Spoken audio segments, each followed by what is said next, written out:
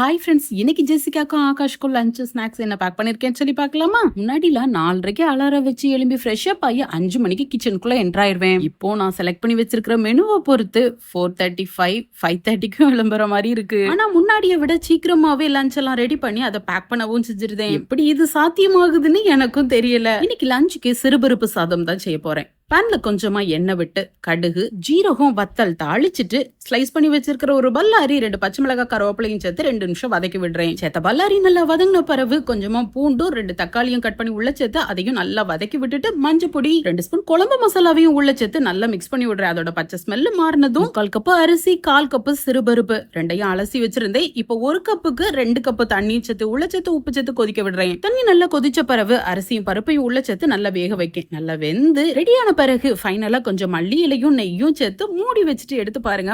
மணக்க சிறுபருப்பு சாதமும் ரெடி. இது கூட தொட்டுக்கிட்டதுக்கு உருளைக்கிழங்க ஃப்ரை பண்ண போறேன். நல்ல கல்லு மாதிரி இருக்கிற உருளைக்கிழங்க தோலை நீக்கிட்டு நல்ல நீளமா கட் பண்ணி வைக்கேன். இப்ப பேன்ல கொஞ்சமா எண்ணெய் விட்டு கட் பண்ணி வச்சிருக்கிற உருளைக்கிழங்கையும் உள்ள சேர்த்து நல்லா மிக்ஸ் பண்ணி விடுறேன். ஒரு 2 நிமிஷம் விட்டு நல்லா கிளறி விடுறேன். உருளைக்கிழங்கு நல்லா வெந்த பிறகு உப்பும் பெரி மசாலாவையும் உள்ள சேர்த்து நல்லா மிக்ஸ் பண்ணி எடுத்துருதேன். இந்த டேஸ்ட் குட்டீஸ்க்கு ரொம்பவே பிடிக்கும். நீங்களும் ஒரு வாட்டி இதை ட்ரை பண்ணி பாருங்க. ஜெசிகாவும் ஆகாஷும் நேத்து நைட்டே பர்கர் கேட்டிருக்காங்க. அததான் என்னோட ஸ்டைல்ல ரெடி பண்ண போறேன். போன்லெஸ் சிக்கன், மல்லித்தலை, இஞ்சி பூண்டு பேஸ்ட், பச்சை மிளகாய், உப்பு சேர்த்து தண்ணி சேர்க்காம நல்ல பேஸ்டா அடிச்சு எடுத்து பொடிசா கட் பண்ணி வச்சிருக்கிற ஒரு பல்லாரியும் உள்ள சேர்த்து நல்லா மிக்ஸ் பண்ணி ஒரு பாலா உருட்டி அதை தட்டையாக்கி கட்லட் ஷேப்ல எடுத்துருதேன். ரொம்ப சிம்பிளா பேட்டிஸும் ரெடி. இதை இப்ப ஃப்ரை பண்ணலாம். பேன்ல கொஞ்சமா எண்ணெய் விட்டு பேட்டியும் உள்ள சேர்த்து 2 சைடும் நல்ல மீடியம் ஃபிளேம்ல வச்சு குக் பண்ணி எடுத்துருதேன். முக்கியமான விஷயம், மாத்தி போட்ட பிறகு லைட்டா பிரஸ் கொடுத்துக்கோங்க. அப்ப கொஞ்சம் பிளாட் ஆயிரும். இது பர்கருக்குள்ள வைக்கும் போது கரெக்டா இருந்த மாதிரி இருக்கும். எக்ஸ்ட்ரா இருக்கிற பேட்டிஸ ஃப்ரீசர்ல ஸ்டோர் பண்றேன். நெக்ஸ்ட் டைம் அதை யூஸ் பண்ணிக்கலாம். மயோனைஸ், டொமேட்டோ கெச்சப் ரெண்டும் ஒவ்வொரு ஸ்பூன் எடுத்து அதை கொஞ்சம் மிக்ஸ் பண்ணி எடுத்து வைக்க. ஒரு பல்லாரி ஒரு தக்காளியை நல்லா ஸ்லைஸ் பண்ணி எடுத்து வைக்க.